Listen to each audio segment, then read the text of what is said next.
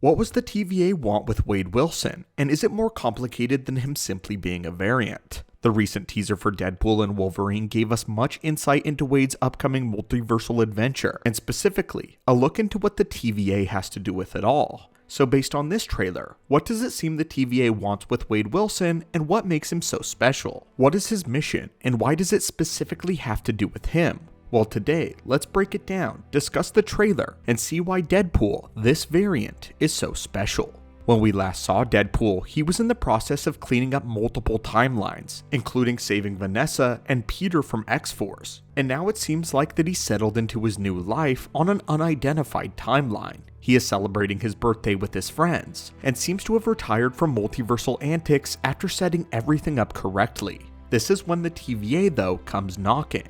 They wrestle Wade into the TVA, where we meet an individual who the subtitles referred to as Paradox, and he seems to have a particular interest in having Wade join the MCU, but he never gives a proper explanation as to why. So, let's discuss why we think Paradox is interested in Deadpool. Right now, it seems as if Paradox is offering Wade a place on Earth 616 as a reward for doing something for him. And once Wade completes this sort of mission, then he will be granted a place on the mainline MCU timeline where he can interact with the main Marvel cast. We know Paradox isn't punishing him for any multiversal tampering simply because Loki is now protecting all of the timelines and the TVA is no longer pruning Nexus events. But this leaves an interesting detail open to explore, which is why this Wade specifically has to do with how Loki himself first got involved in the TVA, and this is as a consultant on a very specific matter of expertise. Loki was spared because a variant of himself was causing a particular amount of destruction within the TVA, and they had to understand how a Loki thought and how to counter a Loki's personality and their capabilities. Is it possible that they're doing something similar with Wade here, and that he's hunting a variant of himself?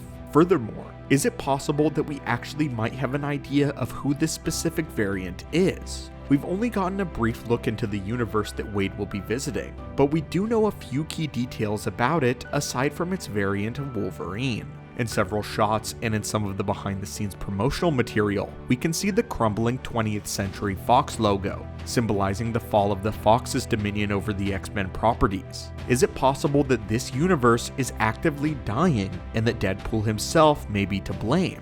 If so, then this universe may be a victim of the Deadpool Kills the Marvel Universe arc, which saw a sadistic Deadpool variant going door to door and executing even the most powerful superheroes in this reality. The variant of Deadpool responsible for this atrocity ultimately came to be known as Dreadpool of the Earth 12101. The default version of Deadpool that we know has several voices in his head at any given time, but Dreadpool is far more unhinged than just about any other variant.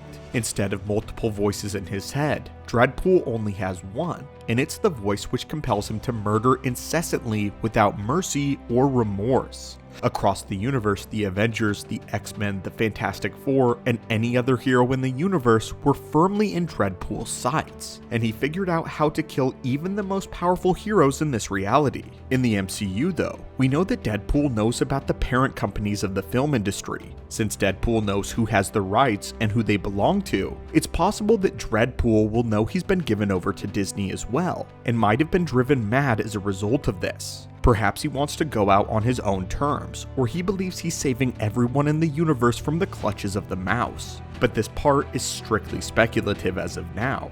Even though it's just a fun idea to explore, the notion of a Deadpool who will be dragged into Disney's grasp, kicking and screaming, is an entertaining thought, and the idea that he would resort to murdering his whole universe as a result of this may just be crazy enough to work. If this version of Deadpool is on the loose, regardless of what pushed him over the edge, then Paradox's Minutemen might not be able to do anything about it. We've seen Deadpool slaughter droves of goons, and it's possible that the TVA simply doesn't have an effective way to catch this variant of the Merc with the mouth, especially if they can't nuke the timeline that he's on. In the old days of the TVA, they could simply prune an entire timeline with all variants being wiped out. But now, they have to be much more careful with their approaches. If they are going to find a variant of Deadpool who is capable of tracking and beating Dreadpool, then this version of Wade seems to be one of the top candidates. Wade has spent his time creating a custom timeline for himself, bringing people back to life and altering the course of history.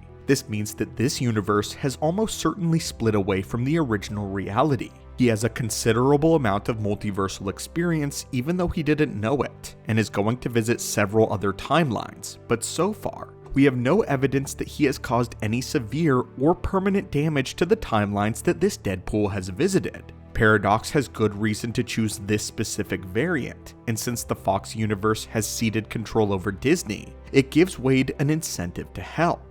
While we find this to be one of the more compelling options, there is also evidence to suggest that regardless of what Wade's specific mission is, that the TVA is using him as a lab rat and has a vested interest in studying his adventures. If he's going to be visiting the home of this new Wolverine, and presumably the MCU proper, and he's going to be killing several individuals on the way, then based on the MCU logic, he should pose a significant threat to the very fabric of reality itself. We know that spending time in neighboring realities for prolonged periods of time drastically increases the risk of an incursion. Doctor Strange caused an incursion after around a day on Earth 838, and right now, some universes seem more fragile than others. Despite all of this though, Paradox doesn't seem hesitant to relocate Wade onto Earth 616 and the mainline MCU, and he even tells him that he's giving him the opportunity to be a hero among other heroes. Surely he should know, however, that this would cause irreparable harm to the main timeline if Wade triggers an incursion.